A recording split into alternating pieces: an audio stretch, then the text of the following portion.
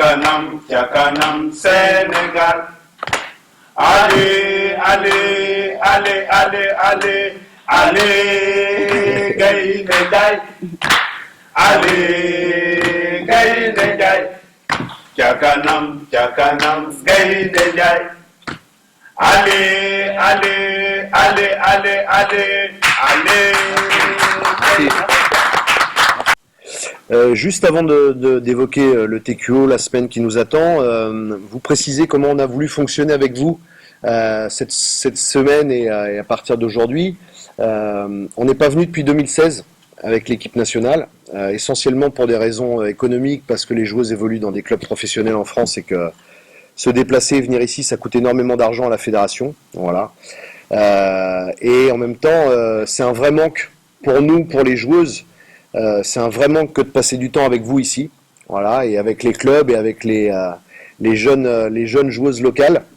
Et donc on a envie de passer une semaine pleine de partage et on a voulu une première conférence de presse qui soit un petit peu formelle dans un premier temps, officielle, et puis une deuxième partie en extérieur autour de la piscine où toutes les joueuses seront à votre disposition pendant 3/4 d'heure environ avant de passer à table, ce qui vous permettra de faire des petits entretiens individuels, des petits focus, voilà, de créer un peu plus de liens avec les athlètes, parce que pour bien communiquer, on pense qu'il faut aussi créer du lien à un moment donné et générer des relations de confiance. Donc c'est ce qu'on a voulu mettre en place ce matin sur la conférence de presse. Voilà. J'enchaîne sur ce qui nous attend cette semaine. Comme je l'ai dit, un vrai plaisir d'être là avec l'équipe nationale, un vrai plaisir d'avoir l'organisation d'un TQO. Pour avoir vécu longtemps en Europe, je peux vous dire qu'on est prêt en Europe, on est prêt à tuer pour organiser un TQO, voilà, tellement c'est important. Et donc on s'est préparé depuis le mois de mars avec cette idée de vivre une semaine fantastique, de partage, et en même temps avec l'idée de réaliser un exploit sportif incroyable. On a commencé à titiller, je dis bien on a commencé seulement à titiller l'Angola à Brazzaville sur la dernière compétition. On sait qu'il nous reste du chemin à parcourir, mais on essaye de travailler en conséquence, avec des objectifs précis, avec de l'ambition, et avec surtout un groupe qui est très très réceptif sur les besoins et sur les stratégies qu'on a à mettre en place pour réaliser notre rêve. Voilà. Donc c'est une semaine qui est pour nous fantastique, incroyable. C'est la première grande compétition du Sénégal à la maison, à la Dakar Arena, qui est une salle fantastique où moi j'ai pu vivre un petit peu à distance ce qui s'est passé sur l'Afro-Basket, et je vous cache pas qu'on a vraiment envie de vivre ces émotions-là avec le public sénégalais. Voilà, c'est pour nous très très important. On a envie de partager, d'avoir des émotions avec le peuple sénégalais. Et puis on a envie que cette compétition-là, effectivement, il y a l'objectif de l'équipe qui est d'aller aux Jeux Olympiques. Ça, c'est un objectif qui nous appartient, c'est de mettre le pays en avant sur la plus belle compétition qu'il y a au monde. Mais on a aussi envie, nous, parce qu'on en a discuté ce matin avec les joueuses, on a aussi envie que cette compétition-là, cette organisation-là se partage avec les Sénégalais, avec les handballeurs sénégalais, puis aussi les gens qui vont découvrir le handball. On a envie que ça permette de faire grandir tout le monde dans la capacité organisationnelle, dans le développement du handball local. On va avoir le centre national d'entraînement qui va ouvrir dans les prochains jours à Thiès, et on a envie que cette compétition-là, elle puisse vraiment donner envie aux jeunes athlètes de devenir professionnels, de faire une carrière dans le handball. Voilà.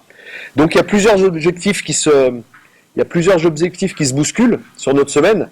La priorité, c'est évidemment d'aller aux Jeux, mais on a envie de partager ça un maximum avec les gens ici. Voilà, je crois que c'est vraiment le message que moi j'ai envie de faire passer, c'est le partage et la performance sportive. Voilà. Il faut surtout, c'est la première réunion, les filles sont arrivées à 3h du matin, on s'est couché très très tard cette nuit, mais la première réunion qu'on a eue ce matin, c'est de bien se mettre les choses dans l'ordre.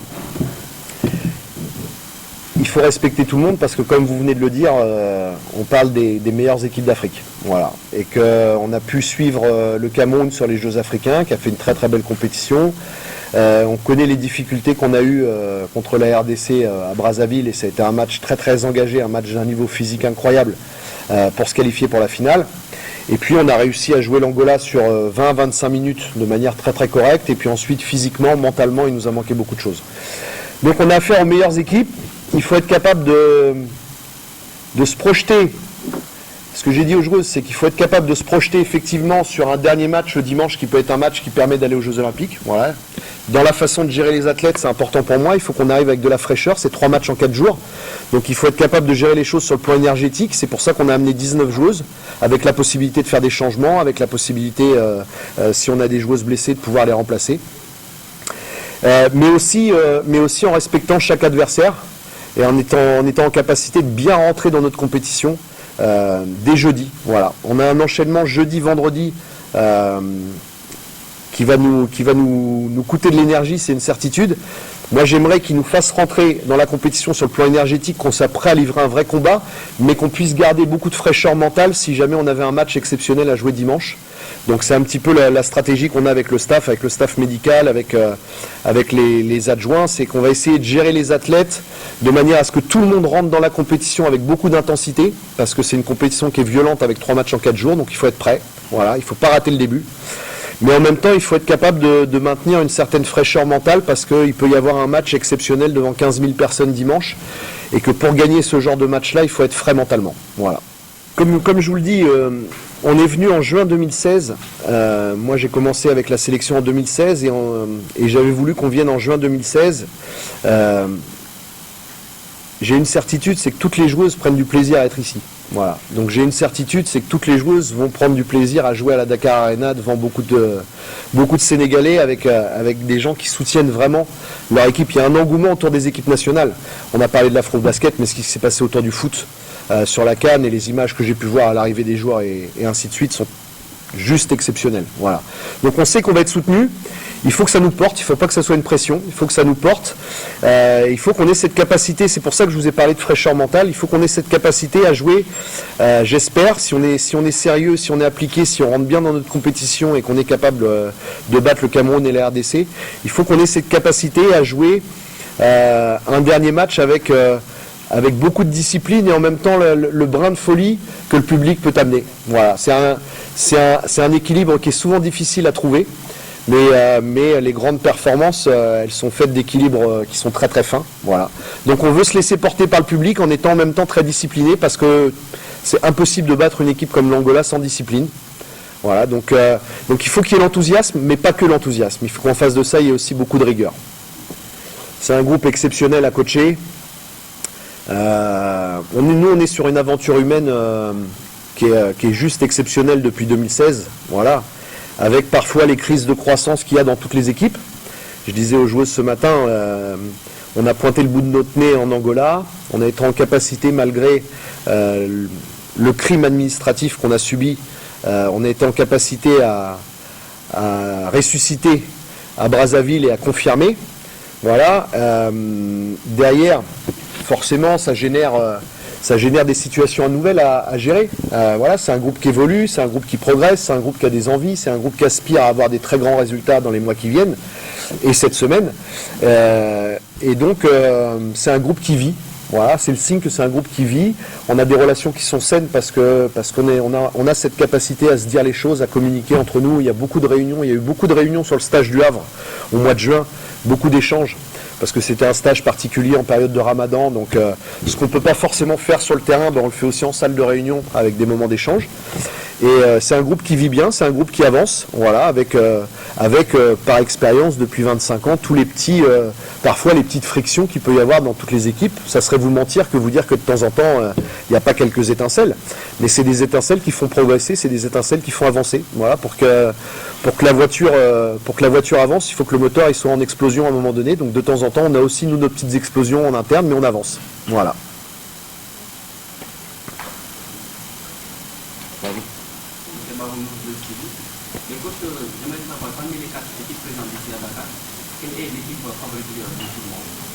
Moi j'ai dit aux joueuses, c'est 3 finales.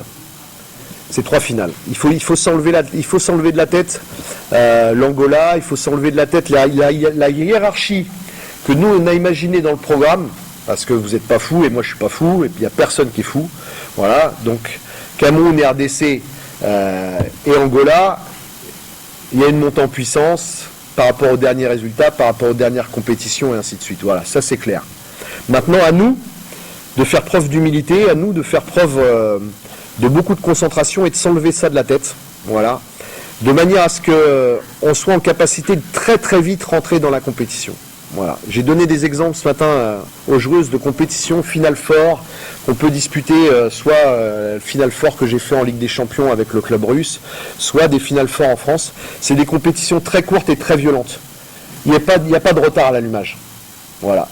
Si tu rentres et que tu joues le Cameroun avec le frein à main en pensant que peut-être dans 3 jours tu vas avoir un match exceptionnel à disputer, tu vas passer à côté de quelque chose. Il faut s'engager dans cette compétition-là à 100%, à nous de gérer les temps de jeu des joueuses, mais il faut sortir des hiérarchies et il faut être capable, parce que le goal average peut être important. Parce que les deux premiers match nul sur la dernière journée et tes 2 premiers résultats peuvent dessiner la qualification. Donc il faut s'engager dès le premier jour à fond. Voilà. C'est une certitude. Voilà. Parce qu'une équipe est toujours meilleure quand ses meilleures joueuses sont là. Voilà. Maintenant, je ne crois pas que la finale de Brazza face à l'Angola, elle puisse s'analyser sur un domaine. Moi, je pense que la finale de Brazza, on la perd d'abord sur le plan énergétique parce qu'on avait très clairement identifié depuis longtemps qu'on avait des progrès à faire sur le plan énergétique pour disputer une compétition aussi longue. C'est un mini-marathon. Voilà, tu joues beaucoup, les temps de récupération sont très très courts. Et donc il faut gérer, et on n'a pas pu gérer notre demi-finale, on a eu des matchs très très engagés qui nous ont coûté de l'énergie. Donc le premier aspect, c'est l'aspect énergétique. Le deuxième aspect, c'est un aspect mental. Imaginez le coût des émotions qu'on a pu avoir depuis la finale en Angola. Le fait qu'on nous enlève cette finale. Ça a un coût énergétique pour l'équipe, mentalement. Et donc, moi je pense qu'on a gaspillé beaucoup d'énergie dans le fait de vouloir rejouer une finale, le fait de vouloir montrer à tout le monde qu'effectivement on faisait partie des meilleures équipes d'Afrique. Et je pense que après notre qualification en finale, il y a eu une forme de décompression, de réaliser l'objectif d'aller au championnat du monde et de se dire voilà, on a été capable de revenir.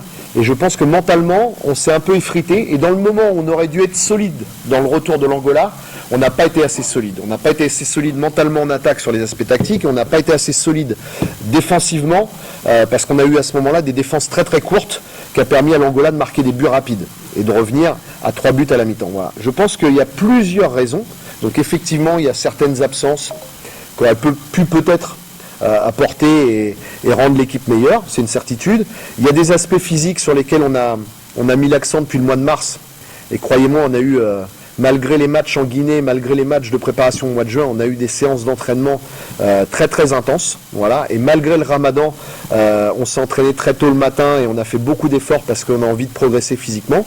Mais en même temps, cette finale à Brazzaville, elle a coûté beaucoup trop d'énergie à tout le monde, au staff, aux joueuses, à l'environnement. Et je pense que ça nous a coûté beaucoup de fraîcheur en deuxième mi-temps. C'est pour ça que je parle de fraîcheur. Si on est capable d'arriver dimanche, il faut être capable d'arriver avec une dynamique mentale et avec un état d'esprit qui permette réellement de se concentrer sur le terrain et de ne pas se disperser. Voilà. Donc jamais, s'il y avait une seule analyse à chaque fois qu'on perd un match, ça serait très très facile.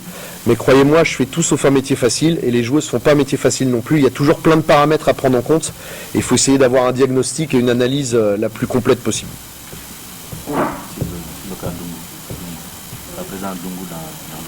La présence de Dungu, c'est une bonne joueuse en plus, mais j'ai pas l'habitude de parler des individualités. Voilà, c'est l'équipe qui doit faire une grande performance cette semaine. Voilà. Par rapport à la préparation de l'équipe, est-ce que de façon globale, vous pouvez nous résumer un peu les points? D'abord, c'est une question de confiance. C'est à partir du moment où on analyse qu'on a des progrès à faire, il y a une relation de confiance avec tes athlètes. Voilà, donc moi j'ai confiance en mes athlètes. On se dit les choses. Ce que je leur disais ce matin, je continuerai à être parfois frontal avec elles, mais à leur dire les choses en face sans leur mentir. Voilà. Donc on s'est dit les choses après la compétition, parce qu'il faut toujours analyser une compétition, même si c'est beaucoup de moments de joie et on est ravis d'aller à Kumamoto au mois de décembre au championnat du monde, mais il y a une analyse, qu'est-ce qui nous a manqué sur certains matchs. Voilà. Et donc j'ai confiance en mes joueuses, j'ai confiance dans les clubs français dans lesquels elles évoluent, parce que le championnat de France est un championnat qui est très très professionnel avec des structures qui aujourd'hui accompagnent bien les joueuses. Voilà. Et puis j'ai confiance en mon staff parce que mon staff a été à la disposition des joueuses pour celles qui ont eu besoin. On parlait du retour de Doudou tout à l'heure, mais celles qui ont eu besoin, elles ont eu la possibilité avec mes adjoints d'avoir des séances de travail complémentaires, d'avoir un suivi avec le staff médical. Donc voilà, c'est un travail global. La première des choses, c'est la confiance que vous avez en vos athlètes parce que vous les sélectionnez. Pour elles, il faut savoir qu'elles ne savent jamais si elles vont revenir en sélection. La sélection, c'est quelque chose de très violent. C'est des temps très courts pour travailler. Là, on a 3 jours, lundi, mardi, mercredi, avant de rentrer dans la compétition. Et en même temps, derrière, on a 3 matchs en 4 jours. Et pour elles, peut-être que c'est la dernière compétition. Il y a des joueuses qui sont là cette semaine au TQE, qui n'iront pas peut-être au championnat du monde ou qui n'iront peut-être pas aux Jeux Olympiques. Voilà, si on arrive à se qualifier. Donc c'est quelque chose de très violent. Donc ça nécessite d'avoir une vraie confiance avec vos athlètes. Donc cette confiance-là, on l'a, on se le dit, on se dit les choses. Et puis la deuxième chose, c'est l'environnement. Que ce soit les clubs ou que ce soit mon staff, je sais que tous les gens sont à la disposition et essayent de mettre les joueuses dans les meilleures conditions. Donc on peut toujours tout faire. Mais moi j'ai suffisamment d'expérience pour arrêter de me perturber l'esprit avec peut-être que si on avait fait ça ou non. On a mis en place une stratégie. C'est jamais fait à 100%, c'est jamais possible de tout réaliser à 100%. Mais on a fixé un axe de travail, on a fixé un objectif, on a fixé une façon de travailler et j'ai confiance dans tout ça. Je pense que ça va être une grande semaine.